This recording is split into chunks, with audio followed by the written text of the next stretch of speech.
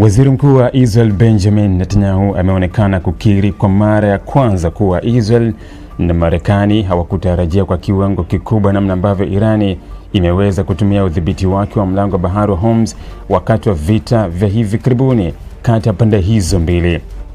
Kauli hiyo imekuja wakati Benjamin Netanyahu alipokuwa akizungumza na kipindi cha CBS News cha dakika 60 huku akijibu maswali kuhusu tathmini za kimkakati zilizofanywa kabla ya mashambulizi dhidi ya Iran kuanza. Benjamin Netanyahu alisema wazi kuwa hakuna upande uliokuwa na uwezo wa kuona kwa ukamilifu namna matukio yangetokea baada ya operesheni za kijeshi kuanza. Kiongozi huyo alisisitiza kuwa hata Iran yenyewe haikuwa na uhakika kamili wa matokeo ya vita hivyo, akionyesha kuwa mazingira mzozo huo yalikuwa na hatari kubwa na hali ya kutotabirika kwa kila upande ulioshiriki. Kauli hiyo imekuja baada ya ripoti ya gazeti la The New York Times kudai kuwa Netanyahu alikuwa ameamini kwa mashambulizi ya pamoja ya Marekani na Israel dhidi ya Irani yangedhoofisha sana uwezo wa Tehran kiasi kwamba isingeweza tena kuzuia au kuhatarisha usafirishaji wa mafuta katika mlango wa Hormuz. Njia hiyo ya baharini ni moja ya maeneo muhimu zaidi duniani kwa biashara ya mafuta, kwani sehemu kubwa ya mafuta yanayosafirishwa kimataifa hupita katika eneo hilo.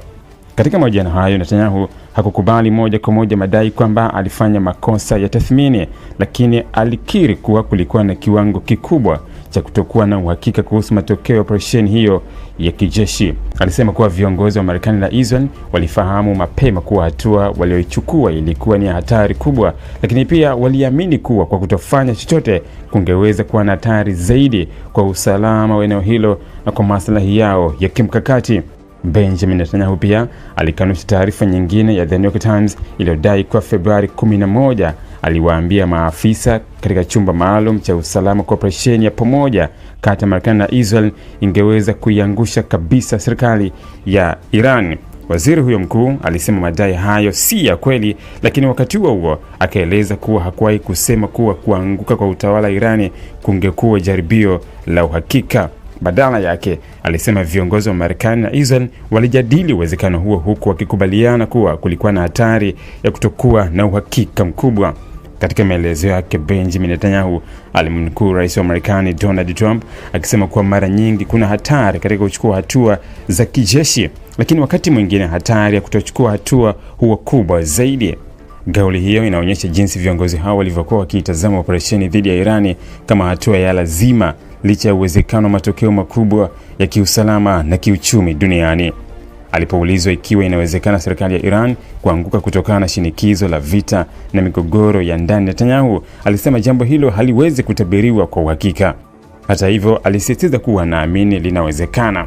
Kwa mujibu wa Netanyahu, kuanguka kwa serikali ya Iran kunaweza kutokea taratibu kwa muda mrefu kabla ya kufikia hatua ya mwisho ya kusambaratika kabisa. Kwa mfano wake, Netanyahu alifananisha hali hiyo na kufilisika kwa kampuni, akisema kuwa mchakato huo huanza polepole kabla ya kuonekana wazi mwishoni. Kauli hiyo imeonekana na wachambuzi wengi kama ishara kwamba Israel bado ina matumaini ya kuona mabadiliko makubwa ya kisiasa ndani ya Iran baada ya miezi 6 ya mashambulizi ya anga na vikwazo vya kiuchumi. Netanyahu aliendelea kusema kuwa iwapo serikali ya Iran itaanguka, basi mtandao mzima wa makundi yanayoungwa mkono na Iran katika Mashariki ya Kati yanaweza pia kudhoofika au kusambaratika. Alitaja makundi kama Hezbollah, Hamas na Houthi wa Yemen kuwa yanategemea sana msaada wa Iran kuendelea kuwepo na kufanya operesheni zao. Kwa mujibu wa Netanyahu, Iran ndiyo nguzo kuu inayowezesha makundi hayo kuendelea kuwa na nguvu katika eneo la Mashariki ya Kati. Kauli hiyo inaendana na msimamo wa muda mrefu wa Israel kwamba Tehran ndio chanzo kikubwa cha tishio la usalama katika eneo hilo kupitia ufadhili wake kwa makundi yenye silaha. Kauli za Netanyahu zimekuja wakati mvutano kuhusu usalama wa mlango Hormuz ukiendelea kutia hofu mataifa mengi duniani kutokana na umuhimu wa njia hiyo katika usafirishaji wa mafuta na gesi. Ili kuwa mwanafamilia bora wa Global TV, usisahau kusubscribe, like, kushare na kucomment. Baada ya kusubscribe, bonyeza alama ya kengele ili kupata taarifa kwa kila video inayopanda Global TV Online.